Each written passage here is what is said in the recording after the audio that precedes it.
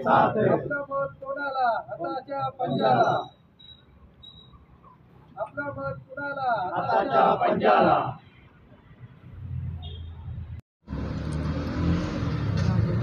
श्याम मानकर बोलतोय. महाविकास आघाडीच्या घरोघरच्या प्रचाराच्या निमित्तानं काँग्रेसचे कार्यकर्ते, राष्ट्रवादी शरद पवार काँग्रेसचे कार्यकर्ते, उभाटा शिवसेनेचे सर्व कार्यकर्ते, आपचे कार्यकर्ते असे सर्व मिळून आम्ही नाव्यापेठच्या परिसरामध्ये घरोघरी जाऊन लोकांना पत्रकं वाटत आहोत.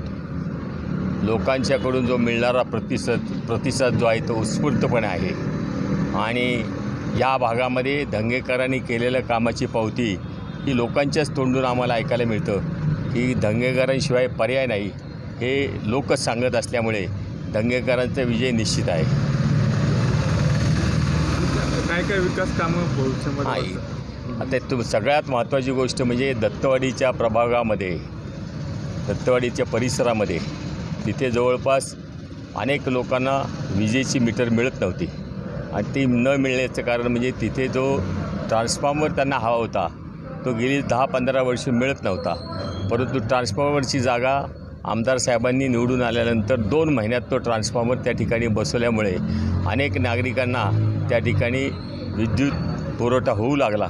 त्यामुळे तिथलेही नागरिक, त्याचप्रमाणे अनेक सोसायट्यांमध्ये, अनेक जुन्या वाड्यांमध्ये ज्या ड्रेनेजच्या लाईन नादुरुस्त झालेल्या होत्या आणि त्या जवळपास आमच्या परिसरामध्ये 10-12 सोसायट्याच्या असतील, वाड्या असतील, या ठिकाणी त्यांनी केलेल्या आहेत. काही ठिकाणी संडास बांधून दिलेले आहेत, काही ठिकाणी पाण्याची सोय केलेली आहे. असे 16 महिने अल्पावधी काळामध्ये ज्या माणसांनी काम केले असल्यामुळे लोकांना खात्री वाटू लागलेली आहे की यांना आणखीन 5 वर्ष जर दिली तर निश्चितपणे ते सगळे प्रश्न आपले कसबा विधानसभा मतदारसंघातून सोडतील अशी त्यांना सर्वच नागरिकांना आशा वाटते. जुन्या वाड्यांचा प्रश्न आहे सर, सध्या तर बरीच नवीन तो प्रश्न आहे. प्रत्येक ठिकाणी जुन्या म्हणजे कसबा मतदारसंघामध्ये जुन्या वाड्याचा जो शनिवार वाड्यामुळे हाईटचा जो प्रश्न आहे त्यामुळे तो प्रश्न सोडवणं फार गरजेचं आहे.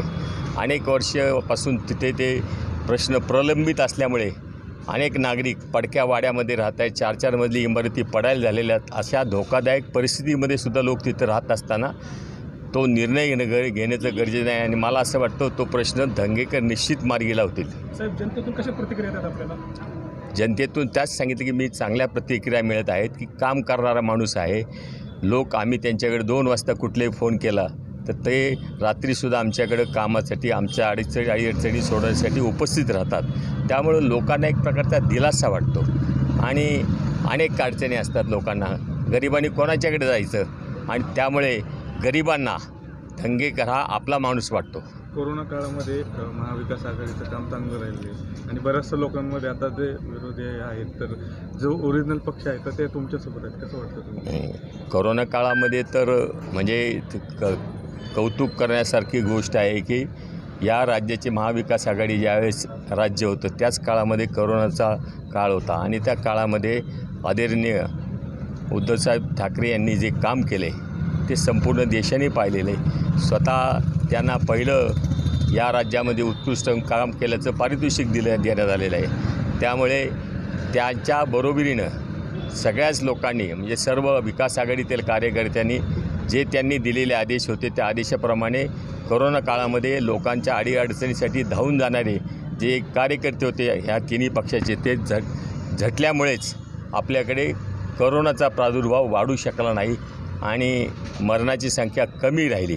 हा एक त्यातला मोठा महत्त्वाचा भाग आहे. साहेब, शेवटचा प्रश्न, पवार साहेबांची क्रेज अजूनही दिवसातच वाढत आहे, याबद्दल काय म्हणत आहे आपलं? हे पवार साहेबांची क्रेज याच्यासाठी वाढते की पवार साहेबांना फुले शाहू आंबेडकरांचा महाराष्ट्र हवा आहे आणि त्याच्यासाठी एक तरुण, मी असं म्हणेल एक तरुण झटतोय तर आम्ही का झटायचं नाही हा माझ्या पुढचा प्रश्न आहे. आणि म्हणून माझ्यासोबत आज घरोघरी फिरायला जे 40-50 कार्यकर्ते दिसत आहेत तुम्हाला, त्याचं कारण आहे की तरुणच आता स्वतः घराच्या बाहेर पडू लागलेला आहे आणि त्याला कळू लागले की नक्की समस्या सोडवणारी व्यक्ती कोण आहे, संघटना कोणची आहे, कुठला पक्ष आहे हे त्यांनी जाणून घेतल्यामुळे सर्वच लोक आज घराच्या बाहेर पडू लागलेले आहेत.